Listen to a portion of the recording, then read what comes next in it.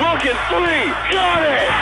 Oh, baby! It's a goal, the Stanley Cup to the Chicago Blackhawks. You can put it on the board! Yes!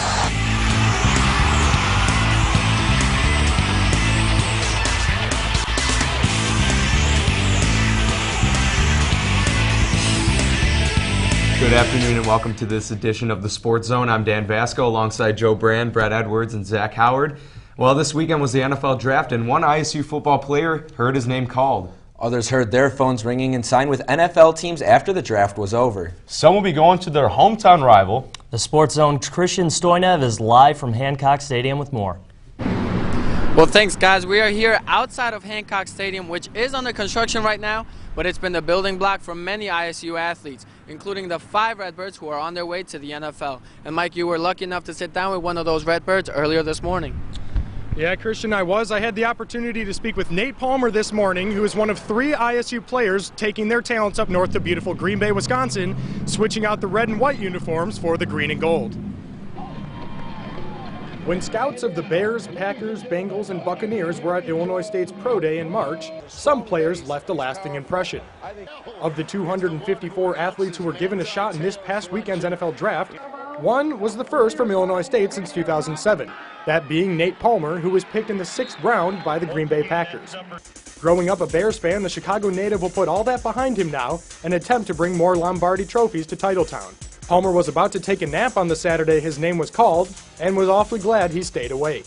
I was like, oh, snap. And I talked to him, and he was like, you know what this is? I was like, yeah. He was like, okay, I'm going to put you on the phone with our vice president. And then he broke the news to me, and I was like, he said, Nate, you there? I was like,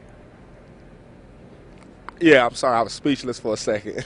Palmer will be led by outside linebacker coach Kevin Green and will have the opportunity to play with Clay Matthews, A.J. Hawk, and Nick Perry, and Palmer is excited to say the least. You watch the game as a fan, and you look at them, and just to be on the same team with them, you know, at the first look, I'm going to be amazed, but then, I got to realize that I'm there to play football too, so. After the draft was completed, a couple more Redbirds got the call from up north, including quarterback Matt Brown and safety Ben Erickson, who both signed free agent contracts with the Packers. Matt Brown texted me and was like, I'm joining you in Green Bay, let's go. And then Ben said, I'll be there too, and I was like, yeah, well, it's going to be easy because, I got 2 college teammates there. Palmer played defensive end here at Illinois State and will fit well in Green Bay as an outside linebacker in Green Bay's 3-4 defense. When I asked him what he was most excited about, he replied, just getting the opportunity to play at historic Lambeau Field. Christian? Well, thanks, Mike. And 2 other Redbirds will be joining them in the NFL as they got the call in free agent contracts following the conclusion of the draft on Saturday. Ever since I've been a little boy, it's been my dream to get drafted and play in the NFL. So, just to have that dream come be a reality is a good experience.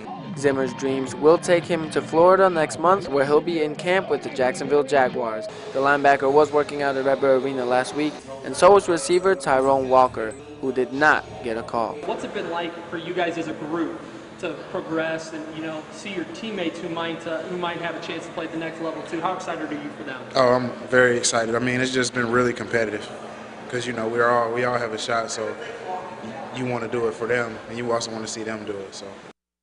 And the other Redbird who did get that call was linebacker Evan Frierson, who'll be joining the Houston Texans and reunited with ex-teammate Cody White. As for the draft itself, it ended with many pleasant surprises, but it began with a lot of waiting for many who were expected to go pretty early.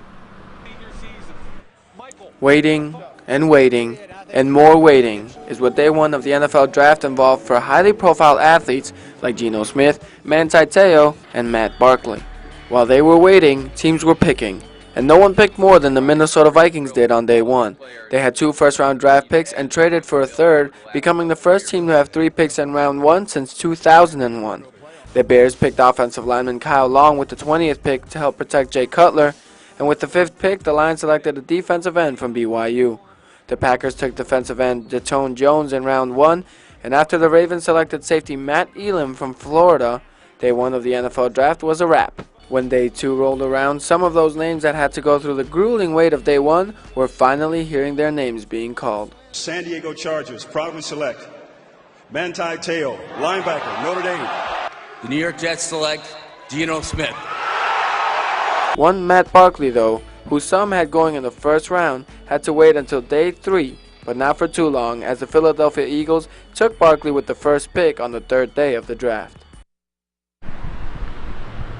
And ironically, we can't forget about Mr. Irrelevant, who was Justice Cunningham, who was drafted by the Colts. He's a tight end out of South Carolina.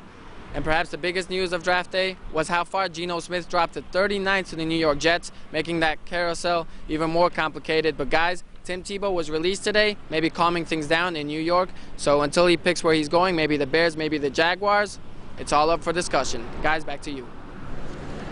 Thanks, Christian. Well, guys, you heard the man. Jacksonville, Chicago, where's he going? I think personally he's not going to go to Jacksonville. Some team's going to pick him up, but they've said that they don't want him. They're not interested. So what do you guys think? I think it's all the baggage that Tim Tebow comes with. I can't see it helping any other team. It's the fans. It's the media coverage. It's the pressure you put on your starting QB with Tim Tebow on your team. I just can't see any team really wanting him. I see Jacksonville. That's close to home, and they need to put some butts in the seats. So Jacksonville's my guess. I entirely agree with that. They really need to bring some fans in because they are not making too much money right now, and Tim Tebow is the man who will do that for them.